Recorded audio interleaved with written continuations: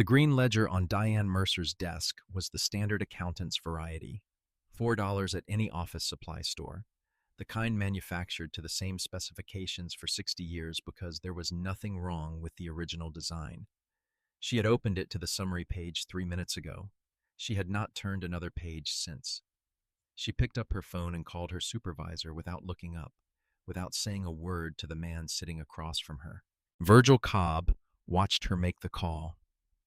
He had driven 4 hours that morning through the hill country of eastern Kentucky to sit in this chair, and he was comfortable with the silence the way men are comfortable with silence when they have spent a lifetime earning it. Virgil was 68 years old. He had the hands of someone who had worked with them for 4 decades, the kind of hands that carried their history in the joints and the calluses and the particular way they rested on the knees, still and without fidget. He wore a flannel shirt that had been washed so many times it had gone from dark red to something closer to the color of old brick, and it was clean and pressed because that was the standard he kept, not for anyone else, but because May had kept it, and he saw no reason to stop. May had been gone 4 years. The flannel shirts were still pressed. The ledger on Diane Mercer's desk was still filled the same way May had taught him to fill one. In the spring of 1985, sitting at the kitchen table of the house on Crestfall Road with the window open and the smell of cut grass coming through, May showing him how to rule the columns in pencil before the ink went in. She had been 25 years old. She had a way of explaining things that made the explanation feel like a gift rather than an instruction. He had kept a ledger every day since, not because anyone asked, because some habits outlived the people who taught them, and because the alternative was to let that part of her disappear, and he was not willing to do that. Diane Mercer's supervisor came through the door 7 minutes after the call. His name was Gerald Ashby, and he had the look of a man who had spent 25 years calibrating his reactions before they reached his face. He sat down beside Diane rather than behind the desk. He opened the ledger to the cross-reference section. He read without speaking for a long time. Outside the window of the Frankfurt office, the September morning went about its business. Virgil waited. He was very good at waiting. Pull it back now. Pull it back 14 months to a Tuesday in June that smelled of cut hay and warm cattle and the particular electricity that gathers above an outdoor crowd assembled under a sky that has been clear since before most of them woke up.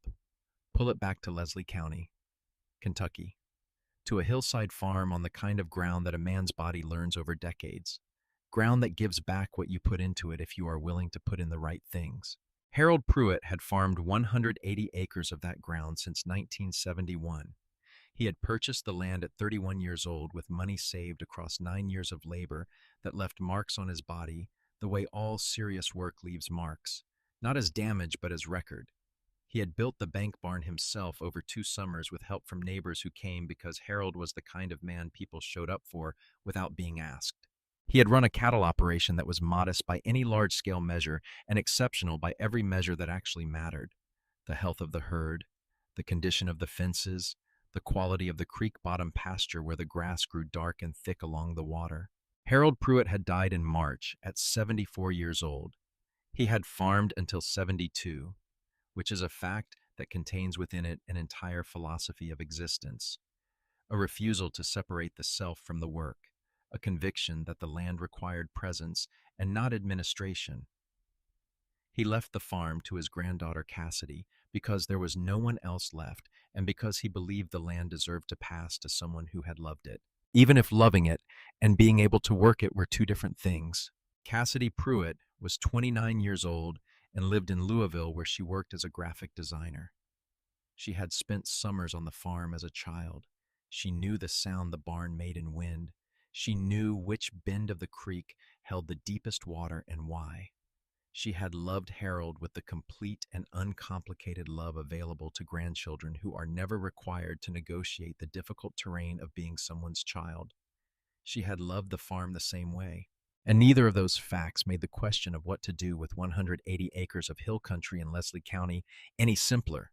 She spent 2 months after his death working through the possibilities with the honesty of a person who knows the difference between what she wants to be true and what is actually true. She considered renting the land. She looked at the numbers and the distance. She considered holding it long term. She gave each option its full consideration before setting it aside. The honest assessment was this: the farm would be better served by someone who could work it fully than by her well-intentioned remote management. She decided to sell. She signed with Ridgeline Rural Auctions in the second week of May.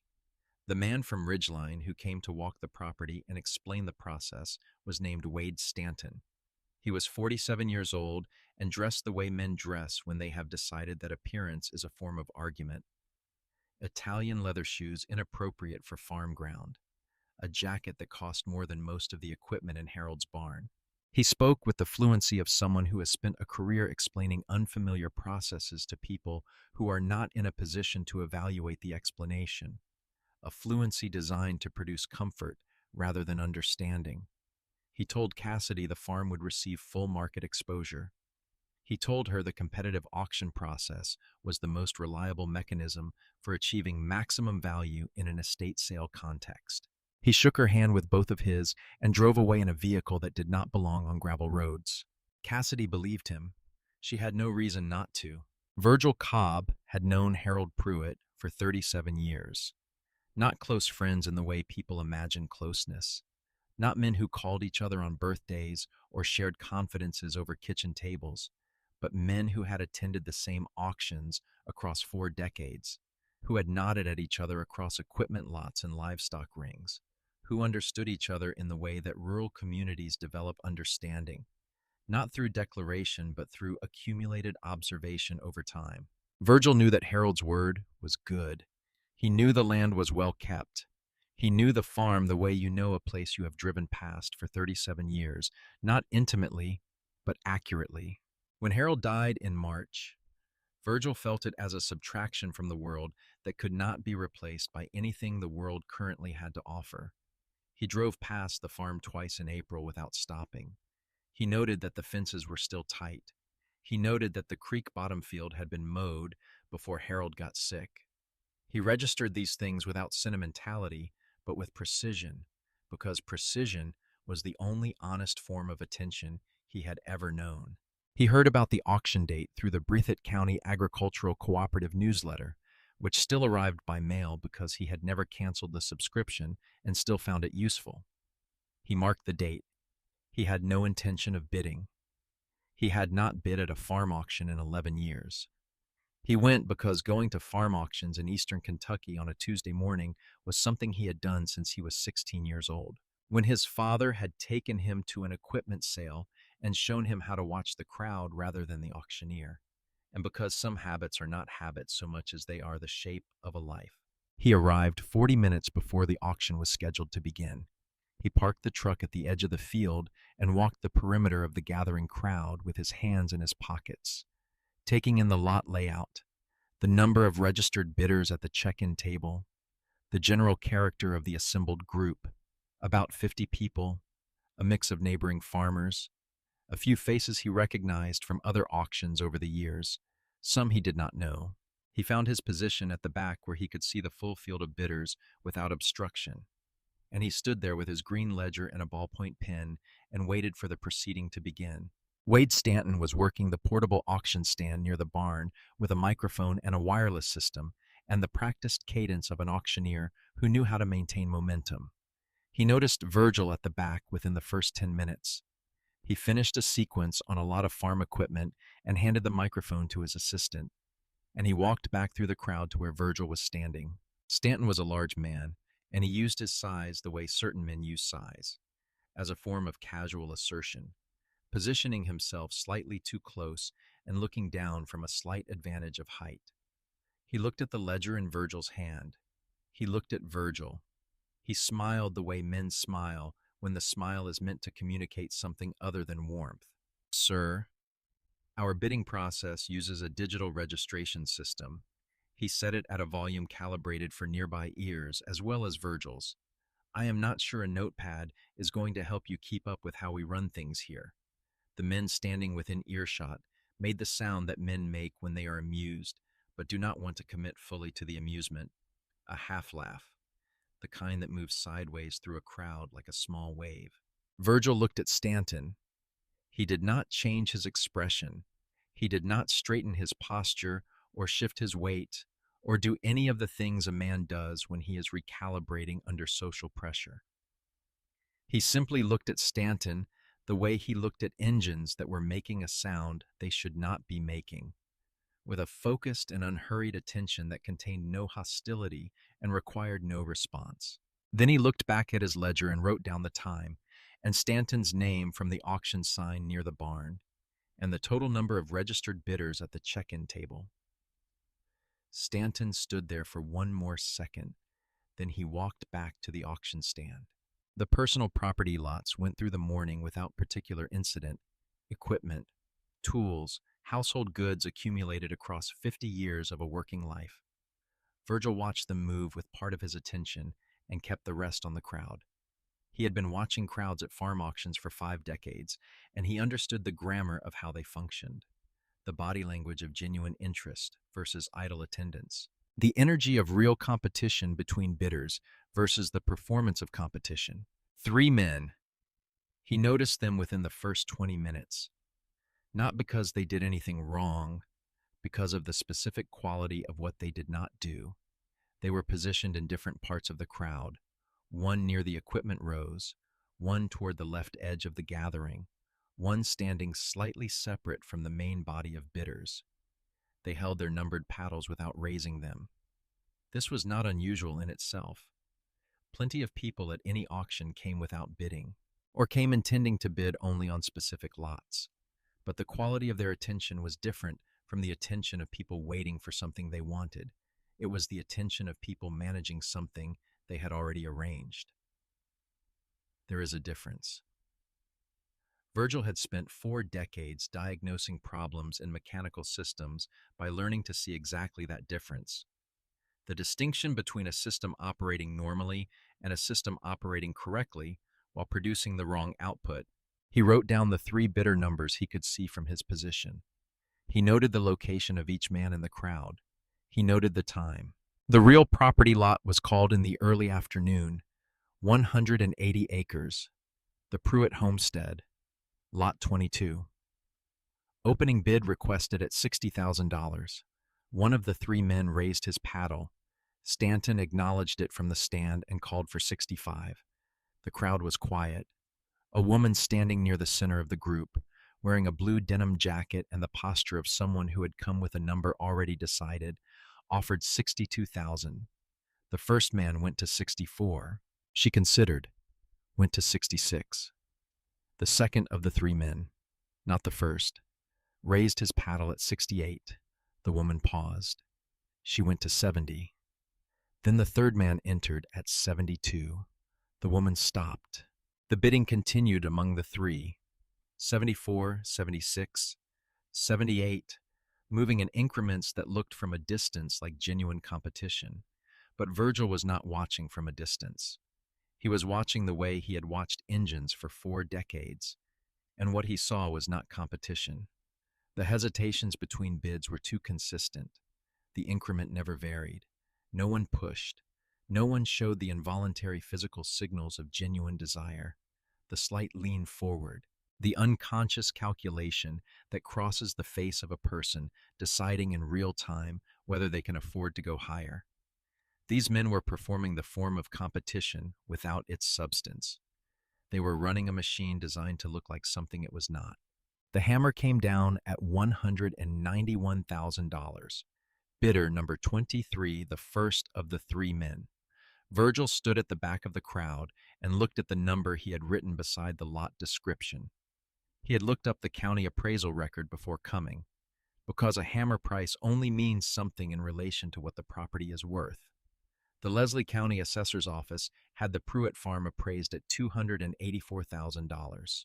$191,000 was 33% below that figure. For a farm with no observable defects, no environmental problems, no structural issues in the barn or the farmhouse that would account for a discount of that magnitude. The creek bottom land was productive. The fences were tight. The barn was genuinely solid construction. 33% below appraised value was not a market result. It was something else. The truck found its way back to Crestfall Road with Virgil largely lost in thought. The county roads unrolling on their own as they had for 33 years, past the same stands of trees and the same creek crossings and the same mailboxes that had been there long enough to become invisible. He did not turn on the radio. He thought about what he had seen the way he thought about serious mechanical problems, not with agitation, not with the urgency of someone who does not know what to do, but with the focused and organized quality of thought that belongs to a person who has a methodology and is beginning to apply it. He went past the house to the workshop. The space had the smell of oil and steel that had been the smell of his working life for 4 decades, and he still kept tools there. Still did work for neighbors because the work was satisfying and because the alternative did not suit him. He sat down at the bench, opened the drawer where he kept his record supplies, and took out a new ledger. Green-covered, standard accountant's variety. He set it on the bench in front of him. He ruled the columns in pencil first, the way May had taught him. He wrote the date at the top of the first page. He wrote the auction location and the operator name, Ridgeline Rural Auctions, Wade Stanton. He wrote the 3 bidder numbers. He wrote the hammer price. He wrote the appraised value. He wrote the percentage difference below, 33% under appraisal.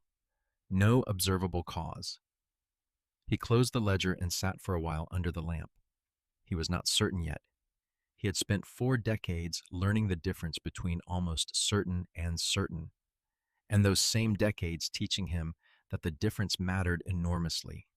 An almost certain diagnosis sent you back to the engine, not to the parts counter. He pulled up the Ridgeline Rural Auctions schedule on his phone, the way his granddaughter had shown him 2 years earlier.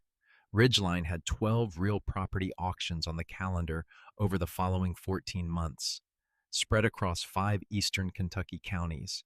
He looked at those 12 dates. He was 68 years old. He had no obligations that could not be moved. He had considerable patience, which he had never thought of as a resource until he encountered people who lacked it. He copied the 12 auction dates into the back of the new ledger. He decided to attend 11 of them. He went inside, made supper because it was late and he was not particularly hungry, washed the dishes. He sat for a while after, in the chair that faced the window looking out toward the dark shape of the hill behind the house, the same hill he had looked at from this chair for 33 years. He thought about Harold Pruitt, about what Harold had built on that 180-acre hillside farm over 50 years, and what it had sold for that afternoon, and what the distance between those two things meant for the person who had inherited it. Cassidy Pruitt had received a check for $191,000. She did not know yet that the farm would reappear in the deed transfer records within 14 months, conveyed to a different buyer for a price significantly closer to what it was actually worth. She did not know what Virgil suspected, and he did not intend to tell her yet, because suspicion without documentation was not something he was willing to act on. He went to bed at his normal hour. His son called the next evening from Nashville. The boy, 41 years old and not a boy in any physical sense, but remaining one in the particular way that children remain children to the parents who raised them, called every Sunday and sometimes on weekdays when something had occurred to him. This was a weekday call. They talked for a few minutes about ordinary things. Then his son asked what Virgil had been up to, and Virgil mentioned, in the same tone he would have used to describe any other activity, that he had attended the Pruitt Farm auction in Leslie County and was planning to attend several more Ridgeline auctions over the coming months. There was a pause on the line. "Dad," his son said, "you are 68 years old. You could go fishing. You could visit Ellen in Cincinnati. Nobody needs you to drive all over eastern Kentucky watching auctions." Virgil said he would think about it. He thanked his son for calling. He said good night. He did not think about it. He opened the new ledger to the schedule page and confirmed the date of the next Ridgeline auction, 3 weeks away in Perry County. He put the ledger on the kitchen counter beside the coffee maker where he would see it in the morning. 3 weeks later, he drove to Perry County. The property was 95 acres of mixed ground, timber on the upper slopes, and creek bottom pasture below, belonging to the estate of a man named Cecil Dunbar, who had died the previous winter. The county appraisal was listed at $168,000. He pulled into the field where other trucks were parked and walked to his position at the back of the crowd. Two of the three bidder numbers from the Leslie County auction appeared on the registered bidder list posted near the entry table. He photographed the list with his phone before the auction began, the way his granddaughter had shown him, and wrote the numbers in his ledger. The pattern assembled itself with a precision that was almost mechanical in its consistency. The same quality of managed participation, the same rhythm of false competition. Increments of $2,000 moving back and forth between familiar numbers, while the handful of genuine outside bidders fell away at prices well below what the ground was worth. The hammer came down at $111,000, 34% below appraised value. He wrote the result and left before the crowd had fully dispersed. He added the Perry County deed transfer data to the ledger when it became available in the online records 3 days later. He waited for the next auction on the Ridgeline schedule, 5 weeks away. This was how the 14 months began, not with a confrontation or a declaration, not with anything that would make sense as a dramatic beginning from the outside. It began with a man leaving an auction on a summer afternoon, opening a green ledger, writing down what he had seen, and deciding to look at the next one. The work developed its own rhythm. Before each auction, Virgil pulled the county appraisal records and any available property history. He drove to the sale and positioned himself at the back of the crowd. He photographed the bidder list. He recorded the auction in real time. Every bid, every number, every increment, the hesitation patterns, the body language of each participant in the cluster. He pulled the deed transfer records as they became available. He recorded the hammer price against the appraisal and waited to see whether the property sold again.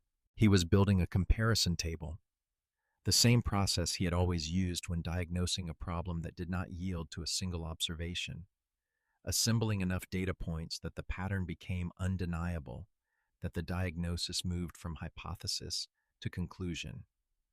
By the fourth auction, he had enough to be almost certain. He needed more to be certain. He kept going. At the fifth auction, in Breathitt County, the familiar cluster appeared again, but with a fourth number he had not seen before, a new participant in the ring. He wrote the new number without reaction and noted the position of the new man in the crowd left edge. Brown jacket, paddle kept at his side until the bidding reached a specific threshold, then raised twice and stopped. Scripted behavior, no deviation. He drove home from that one in the late afternoon, the hills going gold on either side of the county road, and he thought about Harold, who had farmed his land for 50 years and kept his fences tight and his creek bottom mowed. And he thought about Cassidy, who had signed with Stanton because she had no way of knowing what Virgil could see from the back of a crowd with 4 decades of pattern recognition behind him. He got home. He made coffee.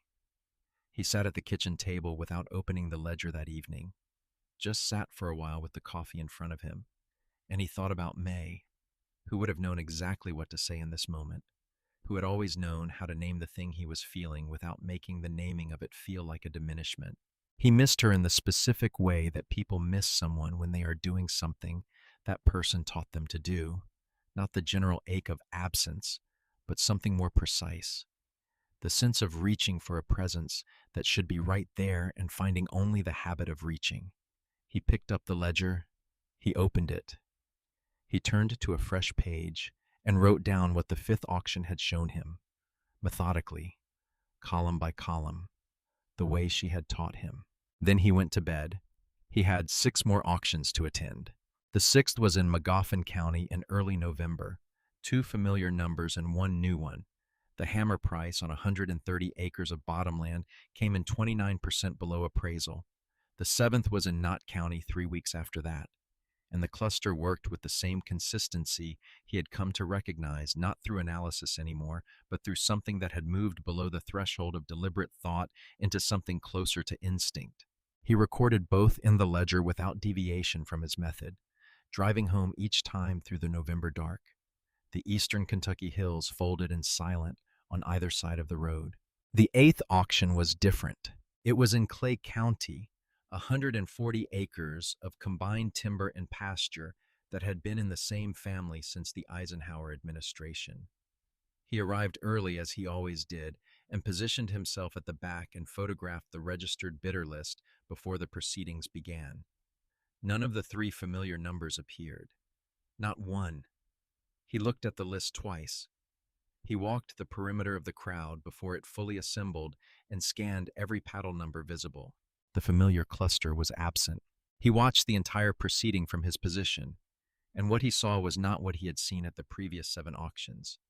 The bidding on the real property lot had a different quality entirely. Back and forth movement between people who actually wanted the same thing, bodies that leaned forward, faces that showed the concentration of people making real decisions with real money in real time. The hammer came down at $219,000 against a county appraisal of $214,000, above appraisal, a fair result by any measurement. He sat with this on the drive home from Clay County and understood what it meant with the satisfaction of a diagnosis confirmed. The land market in eastern Kentucky was not soft. The suppressed prices at the Ridgeline auctions where the cluster appeared were not the product of economic conditions or thin demand. The cluster was the cause.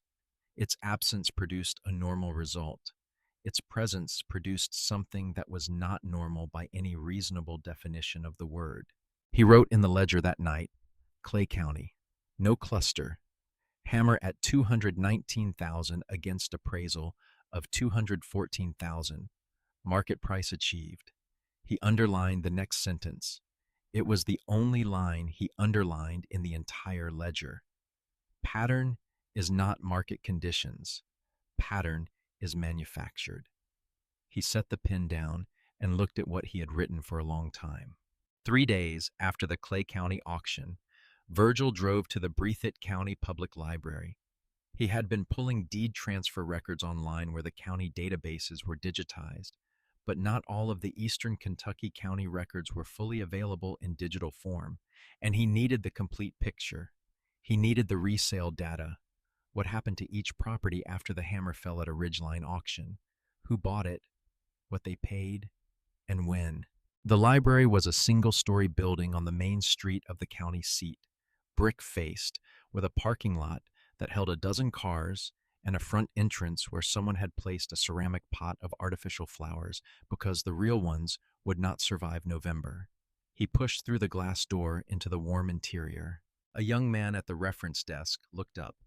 He was perhaps 19, with close-cropped hair and the focused expression of someone thinking about 3 things at once.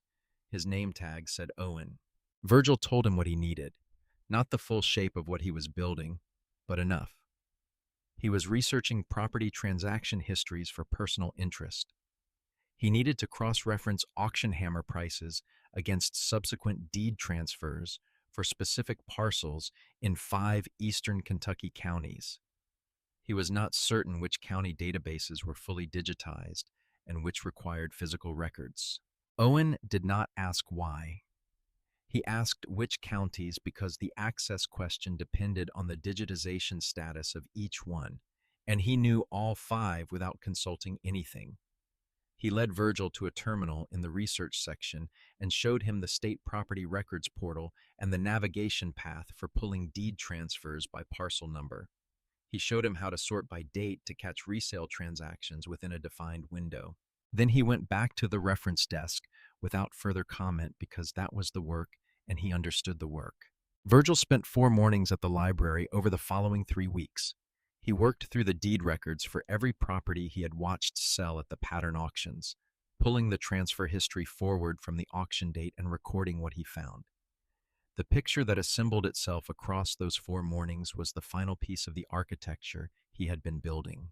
Every property that had sold at a suppressed hammer price at a ridgeline auction where the cluster was present had been resold. Every one of them, within 12 to 18 months of the auction sale. Each of those properties reappeared in the deed transfer records, conveyed by the purchasing entity to a different buyer for a price between 22 and 38% higher than what the ring had paid. The ring was not holding the land. It was buying at artificially suppressed prices and turning the properties at market value, capturing the spread. He recorded every resale transaction. He cross-referenced the purchasing entities at the pattern auctions against the selling entities in the resale records. The names were different. The bidder registrations were different. The business entities on the deed transfers were different. But a cross-reference of the registered agents listed in the Kentucky Secretary of State's business database, which was also public record, showed connections between them that were not subtle. He worked through this cross-referencing across 2 additional library sessions. Owen helped him navigate the Secretary of State's business filing portal without being asked twice about anything. The young man had the useful quality of understanding what a person needed from the shape of the request, rather than requiring the full context before he would help. One of the bidder numbers appearing consistently across the pattern auctions, a registration under a business entity called Bluegrass Land Holdings, was connected through its registered agent to a man named Derek Foss. Foss's name appeared in the Harlan County property records as a grantor in 2 of the resale transactions. A business search for Foss returned a second business registration that listed Ridgeline Rural Auctions as the management contact. Virgil set his pen down on the library table. He looked at what he had written. Derek Foss was Wade Stanton's brother-in-law. He wrote it in the ledger in the same even hand he had used for every other entry because this was not a moment for emphasis. The fact did not need decoration. He closed the ledger, said goodbye to Owen on his way out, and left. He knew the shape of what he had. He did not yet know if it was enough. That was the next question, and it required a different kind of research, not property records and bidder lists, the language of the law itself. He went back to the library the following Tuesday and asked Owen directly. He told him he needed the relevant sections of Kentucky auction law, the state agricultural commerce statutes governing estate sales, and the federal provisions concerning bid manipulation at public auctions. He said he was not a lawyer and needed plain language explanations alongside the statutes themselves. Owen looked at him for a moment with the expression of someone revising an earlier assessment. Then he said he would see what he had and disappeared into the periodical stacks. He came back with 3 bound documents and a law review article from the Kentucky Law Journal. He set them on the research table. He said the article would probably be the most useful starting point and marked the relevant section with a slip of paper. Virgil read for 2 full afternoons. Legal material was not designed to be read quickly, and he had long ago made peace with the fact that precision required the time precision required. He read each section twice. He took notes on a separate sheet, not in the ledger, because the ledger was for documented facts and the notes were for understanding. The Kentucky Revised Statutes governing auction practices described with specificity the obligations of licensed auctioneers to conduct sales in a manner that promoted genuine competitive bidding. The agricultural commerce statutes extended those obligations to farm property sales conducted under estate conditions. The Federal Sherman Antitrust Act, Section 1, prohibited contracts and conspiracies in restraint of trade. Then he found the term in the law review article, knockout ring, a conspiracy in which a group of buyers agrees not to compete against each other at a public auction, suppressing the hammer price, then divides the profit from subsequent resale among the conspirators. He read the definition twice. He set the journal down. The definition matched what was in his ledger with the accuracy of a parts diagram matching the engine it was drawn from. He thanked Owen and left the library. He went home. He sat in the workshop with the ledger open to the summary section he had been building since the first entry and read it straight through from beginning to end. 9 auctions attended, 7 showing the cluster, 2 clean.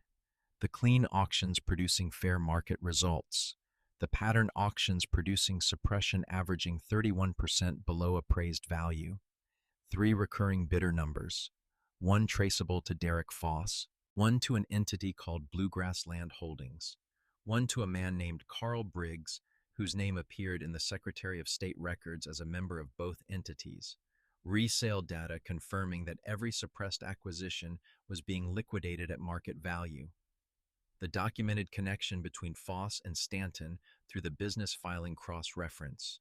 He turned to a fresh page. He calculated the average suppression per auction. He multiplied it against the combined appraised values of the 7 affected properties. His calculation was not forensic-level precision, but the number it produced was large enough to tell him that what he was looking at was organized and sustained. The 7 properties he had personally documented represented roughly $900,000 in suppressed value. He put the pen down. He was almost ready. Almost was still not quite ready. And he knew the difference. The problem announced itself on a Tuesday evening in late January, with the ledger open on the workshop bench and the summary section complete, and the drive to Frankfurt already placed on his mental calendar. He had been following the cross-reference chain from bidder number to registered entity to registered agent to the connection with Stanton, and he stopped at a gap he had not fully resolved. He had correlation. He had parallel documentation. What he did not have, presented in a form that a legal investigation could act on without additional work, was a direct financial link between the purchasing entities and Ridgeline Rural Auctions itself. Stanton's operational connection to the ring through his brother-in-law was documented, but a defense attorney would argue that a family relationship proved nothing about Stanton's knowledge or participation in a coordinated scheme. He sat with this gap for a long time, not panicked, thinking the way he thought about mechanical problems that did not yield to the first approach. Stepping back, looking for a different angle, asking what was adjacent to the thing he could not access that might still be public. Kentucky required licensed auctioneers to file bond documentation with the state auction licensing board. Bond filings were public record. He drove to the Breathitt County Courthouse the following Wednesday morning. He introduced himself to the clerk at the records desk, a woman named Barbara, who had worked in the county clerk's office long enough that she treated the public records as genuinely and completely public in a way not every county clerk did. He explained that he needed to access auction licensing board filings. She showed him the state board's public portal on the office terminal because he asked her to. He found what he needed in under an hour. The Ridgeline Rural Auctions bond filing listed the company's principal officers. Stanton was listed as president and licensed auctioneer. Derek Foss was listed as co-signer on the bond, not as an officer of the auction company, as a guarantor of the company's financial obligations. A bond co-signer for a licensed auction company had a documented financial stake in that company's operations. The listing placed Foss inside the financial structure of Ridgeline in a way that went substantially beyond family connection. It placed him there in a documented public record with a filing reference number and a date. Virgil wrote this into the ledger. He wrote the bond filing reference number. He wrote the date of the filing and the date he had accessed it. He drove home because he was done, not almost, done. He had been back at Crestfall Road for less than 2 hours when a truck he did not recognize pulled into the drive. Not a work truck, a late model pickup, clean and black, with a man in a sport coat riding passenger and Stanton himself behind the wheel. A third man climbed out of the back seat carrying a leather briefcase. Virgil was at the workbench when he heard the doors. He wiped his hands on a shop rag and walked to the workshop entrance and stood there, one hand on the doorframe, and watched them come across the gravel. Stanton stopped 10 feet out. He had left the smooth auctioneer's manner somewhere else that morning. What replaced it was less polished and more direct. He said that Virgil had been showing up at Ridgeline Auctions for the better part of a year, photographing bidder lists, writing in that ledger, and he said that it needed to stop. He said the man with the briefcase was an attorney, and the attorney had prepared a document, a simple agreement, Virgil would acknowledge that he had no standing interest in Ridgeline's auction proceedings and would not attend future Ridgeline events for purposes of commercial interference. He said that in exchange, Ridgeline would not pursue a civil harassment claim. The attorney opened the briefcase and held the document out. Virgil looked at Stanton. He looked at the attorney. He looked at the document in the attorney's hand. He did not move from the doorframe. He said, "You can leave that in the mailbox if you want." Then he went back inside the workshop and picked up the rag he had set down and finished wiping his hands. He heard them stand in the gravel for a while. He heard the truck doors eventually. He heard the engine turn over and the sound of tires on gravel fading down the hollow road. He went back to the bench. He sat down. He opened the ledger and added a notation at the bottom of the last completed page. The date, the time, the name Stanton, the words visited with attorney and document. He noted that he had not signed anything. He noted that he had not agreed to anything. Then he turned back to the bond filing entry and looked at it for a moment. The fact that Stanton had driven 40 minutes to his door with an attorney told him more about the strength of what was in the ledger than anything else that had happened in the preceding 8 months. 3 days after the courthouse visit, Owen called his cell phone. Virgil had given Owen the number weeks earlier so the young man could reach him if something came through the database searches they had set up together. Owen's voice had a different quality than it usually carried, something pressed down underneath the words. He said that he had been running the periodic check on Bluegrass Land Holdings transfer activity the way they had set it up, and something had come through the system that morning. A settlement offer had been filed in the Leslie County property records, a document generated by Bluegrass Land Holdings and sent to Cassidy Pruitt, offering her an additional $8,000 in consideration of signing a waiver of any and all claims related to the June auction of the Pruitt farm. The document had a response deadline. Virgil said, "How many days from today?" Owen checked. 15 days, he said. Virgil said, "All right." He thanked Owen. He ended the call. He stood at the kitchen counter with the phone in his hand and looked at the ledger. 15 days. Cassidy did not know what the document she was being asked to sign would cost her.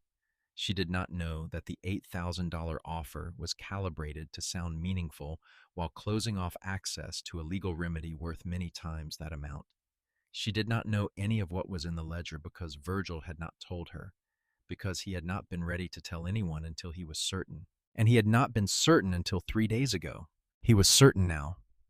He called his granddaughter in Lexington. She answered on the second ring. He told her he needed the contact information for the Kentucky Attorney General's Consumer Protection Division, specifically the section that handled agricultural fraud cases, a phone number, a name, an address if one was listed. She found the information in less than 2 minutes. She read him the phone number, the Frankfurt office address, and the name of the division supervisor listed on the AG's website. She said, "Grandpa, is everything all right?" He told her everything was fine. He thanked her and said goodnight. He wrote the information at the bottom of the ledger's last page, below the final entry. Then he sat for a while with the ledger closed in front of him. The workshop light was off. The house was quiet, with the quiet of a house occupied by one person over many years, a quiet that had shape to it, that fit the rooms. He thought about Harold Pruitt, who had maintained 180 acres of Leslie County hill ground for 50 years and whose land had sold for $191,000 to men who would turn it within 14 months for $63,000 more. He thought about every family represented in the summary section of the ledger, the ones in Magoffin County and Knott County and Perry County, the ones who had received their checks and signed their paperwork and trusted the process, because trusting the process was all they had been given to work with.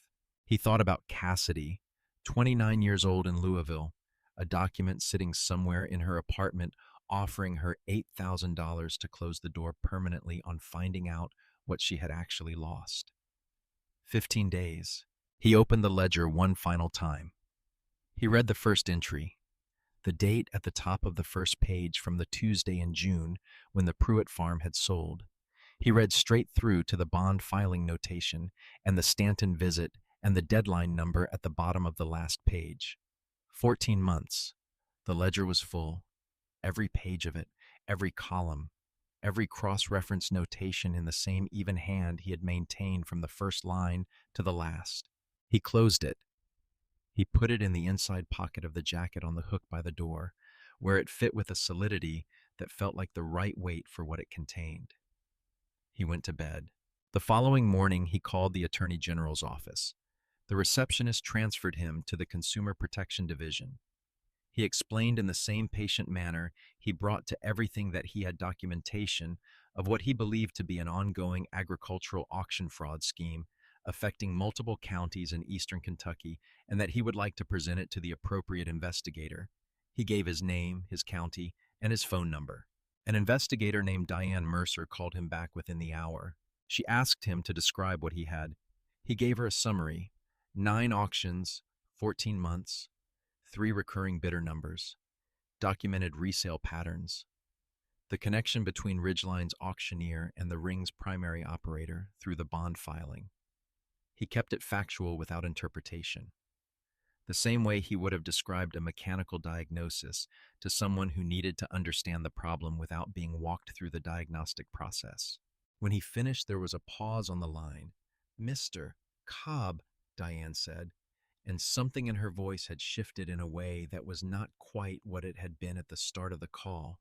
"When can you come to Frankfurt?" He told her he could come any morning she had available. She offered the following Tuesday. He said that was fine. He wrote the appointment at the bottom of the ledger's inside back cover because that was the only space left. He spent the days between the call and the drive doing the things that needed doing. He finished a brake job on a neighbor's tractor that had been waiting 3 weeks. He serviced his own truck because a 4-hour drive started with a vehicle that was attended to. He pressed the flannel shirt he intended to wear. He did not rehearse what he would say in Frankfurt because he was not going there to perform. He was going to show someone what was in the ledger. The ledger would do the explaining. On the Monday evening before the drive, he received a call from a number he did not recognize with a Louisville area code. The voice was young, female, and held the unsteadiness of someone managing more feeling than the words were built to carry. She said, "Is this Virgil Cobb?" He said it was. She said, "My name is Cassidy Pruitt. Harold Pruitt was my grandfather." He knew. He had written her name more times over the preceding 14 months than almost any other name in the ledger. She said she had received a document in the mail about 10 days ago, a settlement offer. She had been about to sign it because $8,000 was $8,000. And then a friend who worked in real estate had glanced at it and told her to talk to a lawyer before signing anything that included a claims waiver. The lawyer had told her to call the Attorney General's office. The AG's office had told her there was an open inquiry related to Ridgeline Rural Auctions and that she should not sign anything until she had spoken with an investigator. She paused. Then she said, "They told me your name." Virgil was quiet for a moment. Outside the kitchen window, the January dark was complete, the hill behind the house invisible in it. He said, "I have an appointment in Frankfurt tomorrow morning. They will be able to explain everything better than I can." She said, "Can you tell me anything?" He said, "Your grandfather's farm was worth more than what it sold for. A lot more. And the people who bought it knew that before they made their bid." The silence on the line had weight to it. She said, "How long have you known?" He said, "I suspected in June. I have been certain for about 3 days." She did not say anything for a moment. Then she said, "Why did you do this? You didn't know me. You barely knew my grandfather." He looked at the ledger on the kitchen table, the inside cover visible with the Frankfurt appointment written in the last available space. He said, "I knew his fences were tight. I knew his ground was good. A man who keeps his fences tight and his ground good his whole life. His family deserves to get what that's worth when the time comes.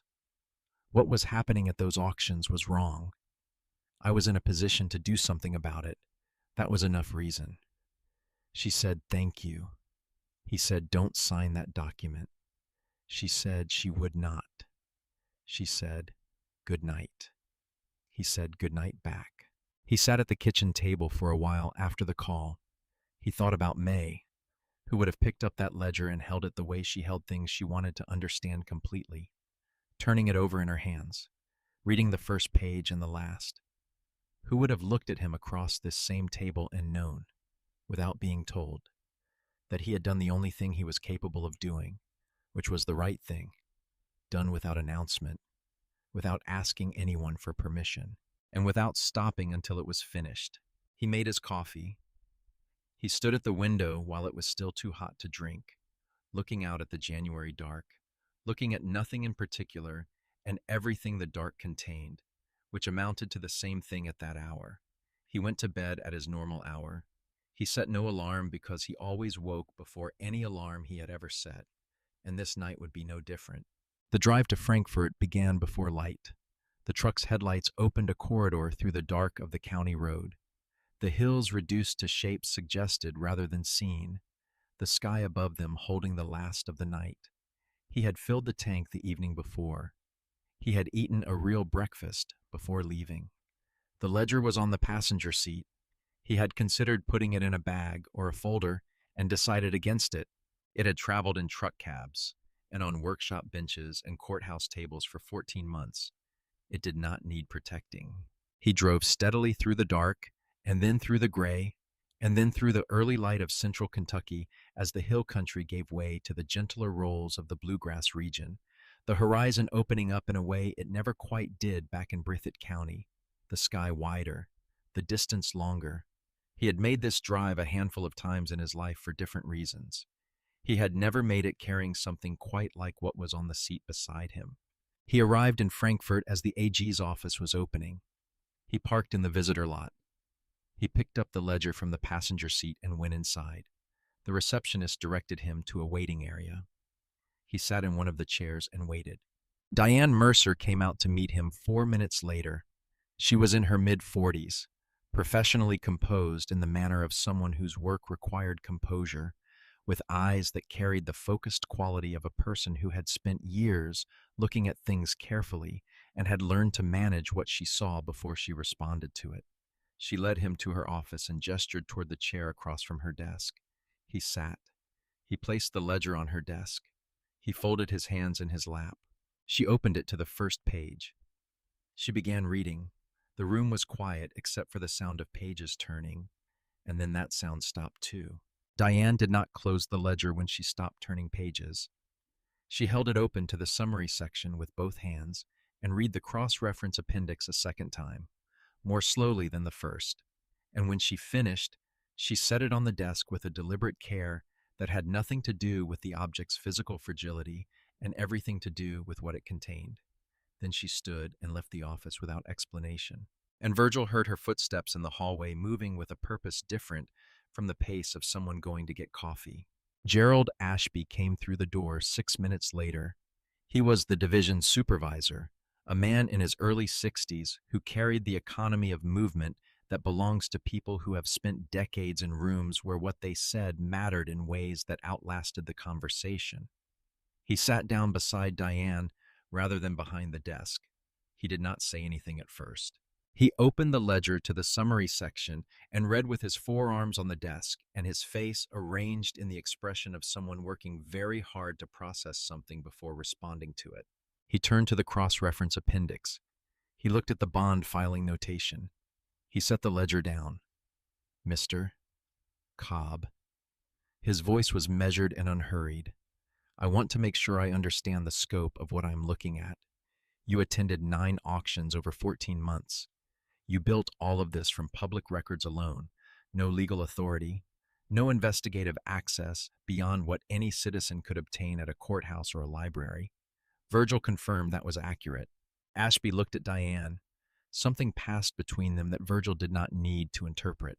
The look of two professionals who have independently reached the same conclusion about something in front of them and are now calibrating how to proceed. Why didn't you come to us earlier? Ashby said. The question deserved a direct answer, because almost certain is not certain. I was not going to bring something to this office until I knew what I had. Ashby picked up a pen and legal pad from the corner of the desk and wrote on the pad, unhurried. Then he set the pen down. Mr. Cobb, we are going to need to open a formal inquiry. He chose the next words with care. What you have brought us is the structural map of a coordinated scheme. That is not a small thing. Virgil looked at the ledger on the desk between them. He thought about the first page, the June date at the top, the Pruitt farm auction, the three bidder numbers he had written in the workshop that same evening while the summer dark came on outside the windows. He thought about the 14 months between that first entry and this chair. He said, I know what I saw. I knew how to write it down. The rest was time. Ashby wrote another line on his legal pad. Outside the window, Frankfurt went about its January morning. The formal inquiry opened 4 days after his visit. Virgil was not present for the opening. He was in Breathitt County finishing the brake job he had set aside the week before, because the neighbor needed the truck back before the weekend, and because work that needed doing did not pause for larger proceedings. Diane called that afternoon to say the Consumer Protection Division had initiated a formal investigation into Ridgeline rural auctions under Kentucky revised statutes governing auction fraud, agricultural commerce violations, and conspiracy. Subpoenas were being issued for Ridgeline's internal records, bidder communications, financial documents, and all correspondence between the company's principals. His documentation would serve as the foundational reference for the investigative scope. She asked if he had questions. He said he did not. She said the process would take time and that she would be in touch as the investigation developed. He told her he was familiar with work that took time. She paused briefly. Then she thanked him and said goodbye. He went back to the brake job. The investigation ran 8 months. Virgil tracked its progress from a distance, gathering information as it arrived without reaching for what had not yet surfaced. Diane called every 3 to 4 weeks with updates bounded by what she could share with a civilian source. The investigation had obtained Ridgeline's financial records. The investigation had interviewed registered auction participants across all 5 counties. Additional subpoenas had been issued to related business entities. She did not tell him directly what they were finding, but he could read the changing register of her voice across those months, the way he could read a change in engine sound, something slightly more contained, slightly more deliberate, the quality of someone carrying more weight than they had been carrying before. He understood what it meant. He had documented 14 months. The operation had been running longer. His son called from Nashville in March, 2 months into the investigation. He had seen something on a regional news site, a brief item about a formal inquiry into auction practices in eastern Kentucky, and had not connected it to anything in particular. He called on a Sunday evening as he usually did, and they talked about ordinary things, and then his son mentioned the news item in passing. Virgil said that he had some familiarity with the situation. His son was quiet for a moment. Then he said, Dad, how long have you been sitting on this? About 14 months, Virgil said.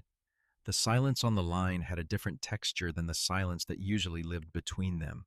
Not uncomfortable, something more like the silence of a person revising a picture they had carried for a long time. His son said, I told you to go fishing. Virgil said, you did. His son said I was wrong about that. Virgil said there was no reason he would have known any differently. He said goodnight and meant it.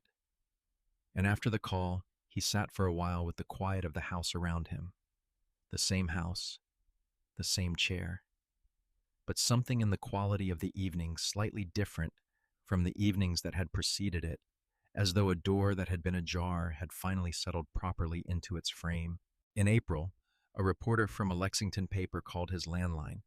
Someone had found his name in the initial inquiry filing in the state's public records and traced it back. The reporter was polite and prepared. Virgil told her without elaboration that he had attended some auctions and kept records of what he observed, that he had presented those records to the AG's office, and that the investigation was in the hands of people better equipped than he was to carry it forward. She asked if he would speak in more detail. He said he preferred not to while the investigation was open. She asked if there was anything he wanted people to know. He thought about it, Then he said, "The public records are public. That is why they are called that. Anybody with the time to look can look." She wrote that down. He heard the pen. He did not follow the article when it ran because he did not subscribe to the Lexington paper and did not seek it out. His granddaughter sent him a link with a message that contained more exclamation points than he usually received in a year. He read the article once, found it accurate in its facts and compressed in the way news stories compress things, and did not read it again. The subpoenas produced what subpoenas produce when the underlying activity has been conducted by people who were careful but who had not imagined that a 68-year-old retired mechanic would spend 14 months building a documented case from sources available to anyone. Ridgeline Rural Auctions kept internal communications. Stanton and Foss had exchanged emails in the weeks before each pattern auction. Messages that discussed registered bidder outreach and referenced specific properties by lot number with attached notes about target acquisition prices. The language in those messages was not the language of men who expected to be read. The forensic accountants, brought in by the AG's office, built the financial picture that the ledger had sketched in outline. They had subpoena authority, where Virgil had only courthouse access. They had the ability to compel production of bank statements, wire transfer records, and profit distribution documents. What they built was both more complete than his work and entirely consistent with it, which was the confirmation that mattered most. Not that they had found things he had not, but that everything he had found held up precisely under professional examination. The ring had been operating for 7 years. Diane delivered this on a call in May, and even with the discipline of 14 months of methodical work behind him, the number arrived with weight. 7 years. He had documented the most recent 14 months. Before that, 5.5 years of the same structure running across the same counties with the same bidder cluster and the same suppressed outcomes. The affected properties numbered 26 across 5 eastern Kentucky counties. The total price suppression, the difference between what estates received at the rigged auctions and what those same properties subsequently sold for at market, was calculated by the forensic accountants at $2.1 million. $2.1 million taken from families, from estates, from heirs who had trusted an auctioneer who wore good shoes and spoke with practiced fluency and shook hands with both of his. Virgil sat with the number on the phone. Then he asked Diane what came next. The indictments were returned on a Wednesday in June in the Harlan County Circuit Court. Stanton was charged on 3 counts: auction fraud under Kentucky law, criminal conspiracy, and violation of the agricultural commerce statutes governing estate auction conduct. Each count carried substantial consequence. Foss was indicted on 2 counts of conspiracy and 1 count of auction fraud. Carl Briggs, the 3rd recurring member of the bidder cluster, was indicted on 2 counts of conspiracy. A 4th individual, a man whose name had not appeared in Virgil's auction observations, but who surfaced in the financial records obtained under subpoena, had served as the resale broker connecting the ring's acquisitions to end buyers. He had agreed to cooperate with investigators 3 weeks before the indictments were returned in exchange for a recommendation of reduced charges. His cooperation provided the profit distribution records. The documented arrangement between Stanton and Foss regarding fee structures that concealed Stanton's share of the resale proceeds, and the internal communications that established knowledge and intent across all participants. Ridgeline Rural Auctions surrendered its Kentucky auction license on the day the indictments were announced. The surrender was not contested. Diane called Virgil that morning before the information became public. Her voice on this call carried a quality that had not been present in the months of interim updates. The quality of someone who had carried something difficult to its completion. She said, "The indictments are formal. I wanted you to know before the press release went out." He thanked her. She said, "Mr. Cobb, what you built in that ledger was the framework for everything we found. Without the structural map you provided, we would have been looking at individual transactions without the pattern that made them readable as a coordinated scheme. I want you to know that it mattered." He looked at the ledger on the kitchen counter where it had sat since he returned from Frankfurt. the inside cover with the appointment written in the last available space. He said, "I appreciate you saying so." She said, "Is there anything you need from us going forward?" He said there was not. He said he hoped the process served the families well. She said she would do her best to see that it did, and he believed her. The civil restitution process began in July, running alongside the criminal proceedings. The AG's office filed a civil action against Ridgeline and the individual defendants seeking restitution for the documented victims of the scheme across all 26 affected auctions. The restitution pool was constructed from the defendants' available assets, which were significant but not sufficient to make every affected estate fully whole.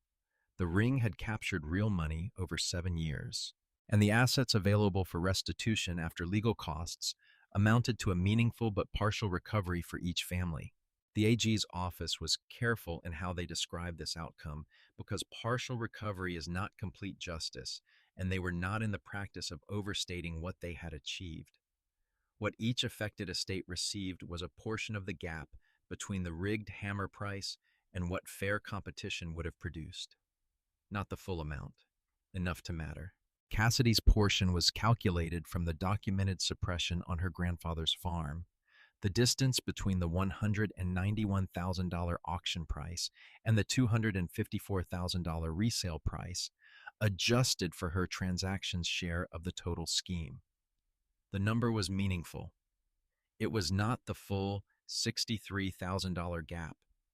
It was enough that when she received the notification letter from the AG's office on a Thursday afternoon in August, she sat down on her apartment floor in Louisville and did not get up for 20 minutes. She called Virgil that same evening. He was in the workshop when the phone rang, doing a small parts cleaning job that required good light and no particular thought, which was the kind of work he had always found useful for evenings when the mind needed to run without direction. He picked up on the third ring. She said his name. Her voice had the steadiness of someone who had cried already and come through the other side of it. She said, "I got the letter today." He said he had heard the restitution notifications were going out. She said, "I keep trying to figure out how to say thank you for something this size. I keep coming up short." He said she did not need a formulation for it. She had already said it. She said, "Can I ask you something?" He said she could. She said, "Why the ledger? Why not just call the AG's office when you first suspected something?" He said, "Because suspicion is not evidence, and evidence is the only thing that actually helps anyone." She was quiet for a moment. Then she said, "My grandfather would have liked you. He said I liked his farm. That was enough to go on." She said, "I used part of the restitution to clear the property tax debt on the back 40 acres. The parcel Harold always said was the best ground on the place. I am going to hold on to it." Virgil looked out the workshop window at the dark hill across the hollow, solid and unchanged against the August evening sky. He said, "That sounds right." She said she would not take more of his evening. She said good night.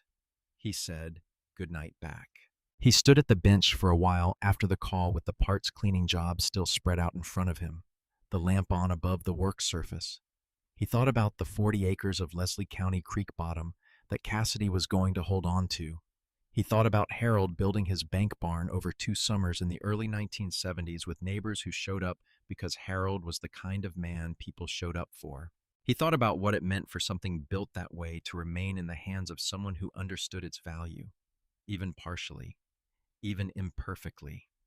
It meant something. He was not prepared to put more words to it than that. He finished the parts cleaning. He wiped down the bench. He turned off the lamp. The story became public the week the indictments were announced. The Lexington paper ran a full account. The Louisville paper picked it up. An Associated Press version ran in regional papers across the state.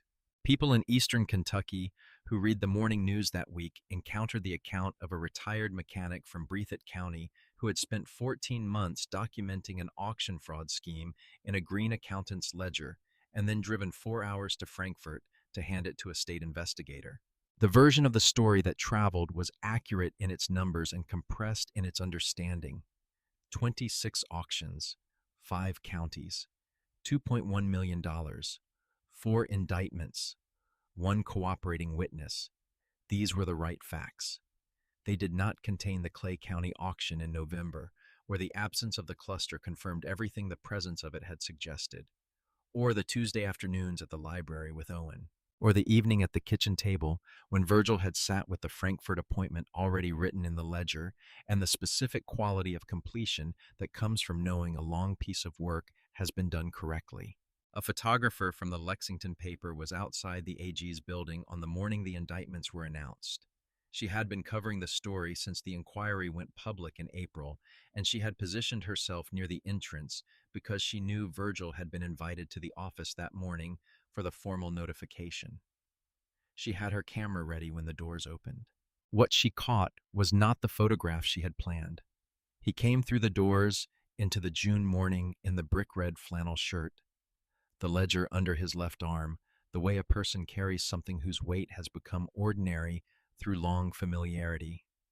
He paused on the steps, not for any audience, just the natural pause of a man moving from interior light to outdoor light, adjusting to the change. She pressed the shutter before she had consciously decided to. The photograph showed a man in a pressed flannel shirt carrying a green ledger under his arm, standing on the steps of a government building in the morning light, not smiling, not performing anything, with an expression that she could not fully describe when the editor asked her to write a caption. She settled on something plain. It was the most honest thing she could say about what the photograph showed. The reporter who had called his landline in April was on the steps too. She approached as he came down. She said, "Mr. Cobb, now that the indictments are in, looking back across 14 months, was it worth it?" He looked at the ledger under his arm. He thought about the 26 families represented in the summary section, each one having received somewhere between 62 and 71 cents on the dollar for land their people had built across generations. He thought about worth as a frame, what it assumed, what it left out. He said, "Worth, it is not quite the right frame. Something was wrong. I was in a position to do something about it. I had the time, and I had the records, and I had the method. So I did it. Worth implies I was weighing a cost. I was not particularly—" She wrote that down. She said, "Are you proud of what you accomplished?" He considered the word. Pride belonged to outcomes that exceeded what was owed. What he had done was not more than what was owed from a person in his position who had seen what he had seen. He said, "I know what I saw. I knew how to write it down. That is about all there was to it." She wrote that down as well. He said goodbye. He walked to the truck and put the ledger on the passenger seat and started the engine and pulled out of the lot into the ordinary Frankfurt morning and drove east. The drive back through the bluegrass and into the hill country took the same 4 hours it had taken going out, the landscape closing back in around the road as he moved east, the horizon shortening, the hills resuming their familiar presence on both sides. He drove without the radio, not because he was thinking about anything in particular, but because the quiet suited the character of the day. He got home in the early afternoon. He parked and went past the house to the workshop and stood in the middle of it for a moment, just standing in the space that had been the center of his working life for 4 decades, letting its familiar dimensions settle around him. He put the old ledger on the workbench. He opened the drawer where he kept his record supplies. He took out a new ledger, green-covered, the same kind, and set it beside the old one. He opened the new one to the first page. He ruled the columns in pencil. He wrote the date. The old ledger went into the drawer where he kept things he intended to keep. It fit without forcing. He closed the drawer. His son drove up from Nashville on a Saturday 3 weeks after the indictments. He had not announced he was coming. He arrived in the early afternoon and parked in the lot beside the workshop the way he had parked there since he was 17 years old, and he walked to the workshop door and knocked once and opened it. Virgil was at the bench doing a carburetor rebuild for a neighbor's push mower, the kind of work that required careful hands and no particular urgency. He looked up. His son stood in the doorway for a moment. He was 41 years old and had his mother's eyes and his father's way of standing when something mattered, which was to stand very still. He said, "I was wrong, Dad, about what I said." about going fishing. Virgil looked at his son. He looked at the door frame behind him, the same door frame that had been there since he built the workshop 20 years ago, the wood worn smooth at shoulder height where people leaned when they came to talk. He said, "Coffee's on in the house." His son nodded. They walked across the yard to the house together in the afternoon light, the hill behind the property showing the first green of late spring, the kind of green that comes after a long gray season and seems brighter for the contrast. They sat at the kitchen table for 2 hours. They talked about the investigation and about Nashville and about a project his son was trying to finish before summer. They talked about small things. They talked about May, which they did not do often, but which felt right on this particular afternoon, in this particular kitchen, with the windows open and the same hill visible through the glass that she had looked at from this same table for 27 years. His son left before dark. He hugged Virgil at the truck door, which was not something they did routinely, and Virgil let it happen without comment, because some gestures do not require commentary, and some doors, when they finally close properly, make no sound at all. 6 months after the indictments, on a Tuesday morning in October, Virgil drove to a farm auction in Breathitt County, a 90-acre property, 3 generations in the same family, creek-bottom pasture on the lower end, and mixed timber on the slopes, the kind of ground that carried its own history in how it had been maintained. He arrived early. He parked in the field with the other trucks and walked to his position at the back of the assembled crowd. He photographed the bidder registration list out of habit, the same habit that had formed in service of something necessary and had not left him. He scanned the numbers against the names that lived in the old ledger in the workshop drawer. None of them were present. He watched the proceedings from the back with the patient attention of someone who has spent most of his adult life doing exactly this, watching things operate, noting when they operated correctly and when they did not. The bidding on the real property lot had the quality he had learned to recognize as genuine, the back and forth energy of people who actually want the same outcome and are willing to pay for it, bodies that responded in real time, faces that showed the concentration of real decision-making. No cluster, no managed stillness, no performed hesitation calibrated to the second. The hammer came down at $231,000. The county appraisal had been $227,000, $4,000 above appraised value, a fair result by any honest measurement. Virgil opened the new green ledger. He wrote the date, the location, the property description, the appraised value, the hammer price. He looked at the numbers for a moment. He wrote, "Within range. Fair result." He closed the ledger. He walked back to the truck through the dispersing crowd, past the men talking in small groups near the equipment rows, past the auctioneer folding up his portable stand, past the woman in the denim jacket who had bid on the real property lot and not gotten it and was standing at the tailgate of her truck with the particular expression of someone already thinking about the next one. He did not stop. He got in the truck and pulled out of the field onto the county road and drove toward home. The hills of Breathitt County held the October light at that hour the way they always held it, the ridgelines bright while the hollows went blue beneath them, the hardwoods on the upper slopes beginning to turn, red and orange appearing in the canopy, indifferent to everything that had happened in the valleys below them across every year they had stood there. He got home. He made coffee. He stood at the kitchen window with the cup in both hands, looking at the hill behind the house and whatever the hill offered back, which was neither comfort nor challenge, but only the simple fact of its presence, unchanged, unasking, there. The new ledger was on the counter where he had put it the morning he started it. 1 entry so far. He would add more. There would be more auctions, more Tuesdays, more bidder lists to photograph and hammer prices to record against appraised values, not because anyone had appointed him to watch, not because he had decided this was now the shape of his remaining years, but because watching was what you did when you cared about something. And he cared about this, about the land that changed hands at those auctions, about the work that had gone into it across generations, about the families who deserved to receive what that work was worth when the time came to let it go. He had seen something wrong. He had been in a position to do something about it. He had known how to write it down. The coffee cooled in his hands. The hill held its light. The new ledger waited on the counter with its blank pages. That was enough. That had always been enough.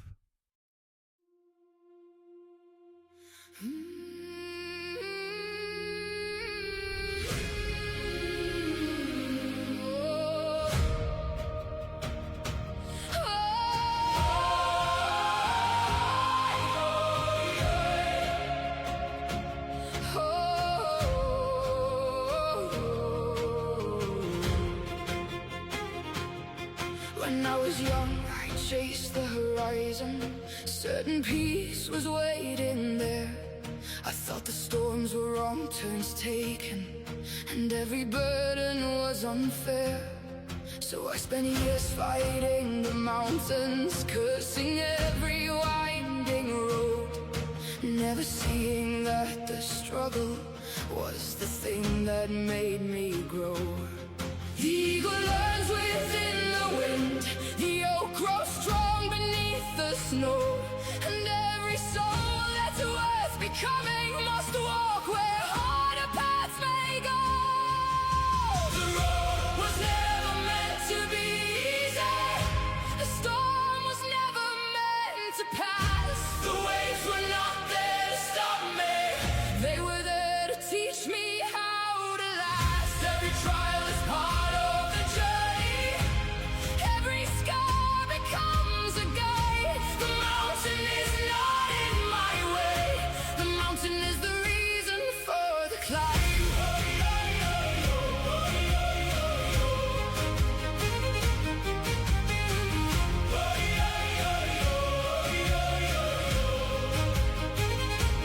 I've known loss that left me broken. I've known fear that stole my breath. I've known nights so cold and endless I could barely take one step. Yet every wound became a teacher. Every failure left a mark, and every valley that I walked through placed another star within the dark. The river doesn't fight the canyon, it learns to carve its way ahead. What seems a wall to those who fear it becomes a path for those who tread. The road was never meant to be easy. The storm was never meant to pass. The waves were not there to stop me. They were there to teach me how to last. Every trial is part of the journey. Every scar becomes a guide. The mountain is not in my way. The mountain is the reason for the climb.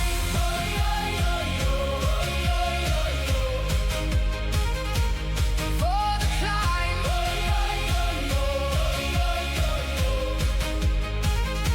One day I stopped asking, why me? And started asking, what can I learn? The moment I embraced the fire lost its power to burn. For every challenge holds a gift, though hidden from the eye. The obstacle and destination were never separate all this time. The road